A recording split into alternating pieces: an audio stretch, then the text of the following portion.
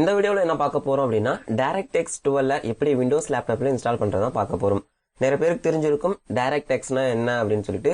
தெரியலனா சிம்பிளா எக்ஸ்பிளைன் பண்ணிடுறேன். இது ஒரு சாஃப்ட்வேர் டெவலப்மெண்ட் கிட். நீங்க ஒரு கேம், அதாவது 3D கேம், ஒரு ஹை லெவல் கிராபிக்ஸ் கொண்ட ஒரு கேம் இன்ஸ்டால் பண்றீங்க, இல்ல ஒரு சில சாஃப்ட்வேர் ரன் பண்றீங்க அப்படின்னா அப்போ அந்த சாஃப்ட்வேர் வந்து பர்ஃபெக்ட்டா ரன் ஆகாது. அதனுடைய சில காம்பனன்ட் பாத்தீங்க அப்படின்னா விண்டோஸ்ல டிஃபால்ட்டா இன்ஸ்டால் ஆயிருக்காது. அந்த குறைகள் எல்லாம் பூர்த்தி செய்யும் வகையில இந்த விண்டோஸ் உடைய DirectX 11, 12 இது மாதிரி நிறைய இருக்கு. இது நீங்க இன்ஸ்டால் பண்றது மூலமா அதனுடைய சப்போர்ட்டிவ் ஃபைல வந்து இந்த DirectX 11, 12 வந்து இன்ஸ்டால் பண்ணும்போது நம்மளுக்கு சால்வ் ஆகும். இந்த வீடியோல DirectX 12ல எப்படி ஆஃப்லைன் இன்ஸ்டால் பண்றதா பார்க்க போறோம். இந்த மெத்தட் வந்து அன்அபிஷியல் மெத்தட் தான். தேர்ட் பார்ட்டி வெப்சைட்ல இருக்கக்கூடியதை டவுன்லோட் பண்ணி பண்ண போறோம். அபிஷியலா வேணும் அப்படின்னா அது ஒரு சிம்பிளான ப்ராசஸ் தான்.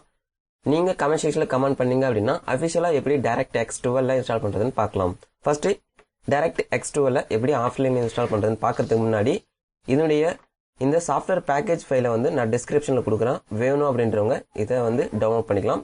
நார்மலான மெத்தட் தான். ஒரு கேமோ, ஒரு அப்ளிகேஷனோ, இல்ல ஒரு சாங்ஸ் எப்படி டவுன்லோட் பண்றீங்களோ அதே சேம் மேனர் தான். இந்த DirectX 12 இன்ஸ்டாலேஷனுடைய மெயின் பர்பஸ் அதனுடைய சப்போர்ட்டிவ் ஃபைலை நம்முடைய லேப்டாப்ல இன்ஸ்டால் பண்றதுதான். இந்த DirectX உடைய ரைட் கிளிக் பண்ணி ரன் as admin கொடுங்க. ஃபர்ஸ்ட் எக்ஸ்ட்ராக்ட் பண்ற மாதிரியான ஆப்ஷன் வரும். ஜஸ்ட் நீங்க எங்க எக்ஸ்ட்ராக்ட் பண்ணணுமோ அந்த லொகேஷனை செலக்ட் பண்ணுங்க. நான் டெஸ்க்டாப்பை செலக்ட் பண்ணிக்கிறேன். ஜஸ்ட் மவுஸோட ரைட் கிளிக் பண்ணுங்க, ரன் as admin கொடுங்க.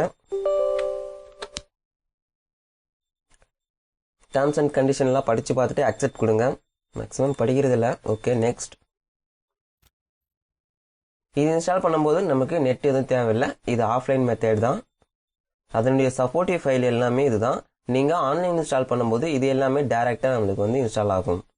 இந்த ப்ராசஸ் செய்யறதுக்கு முன்னாடி இந்த DirectX ஏன் இன்ஸ்டால் பண்ணணும்னு தெரிஞ்சுக்கோங்க. அது உங்களுக்கு தேவைப்படும் அப்படின்னா மட்டும் இன்ஸ்டால் பண்ணுங்க.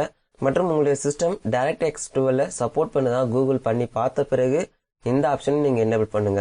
நிறைய கேம்ஸ் வந்து பாத்தீங்க அப்படின்னா பழைய கேம் வந்து சப்போர்ட் பண்ணாது. அது எல்லாமே சப்போர்ட் பண்ற வகையில இந்த DirectX 12 வந்து டிசைன் பண்ணிருப்பாங்க. இந்த DirectX 12 வந்து எல்லா லேப்டாப்பும் செட் ஆகாது. ஒரு சில மாடலுக்கு, ஒரு சில ப்ராசஸர் கொண்ட லேப்டாப் மட்டுமே செட் ஆகும். அவ்வளவுதான் ஃப்ரெண்ட்ஸ். DirectX வந்து பாத்தீங்க அப்படின்னா சக்சஸ்ஃபுல்லா இன்ஸ்டால் ஆயிடுச்சு. இதுதான் வந்து ஆஃப்லைன் இன்ஸ்டால் பண்ற மெத்தட்.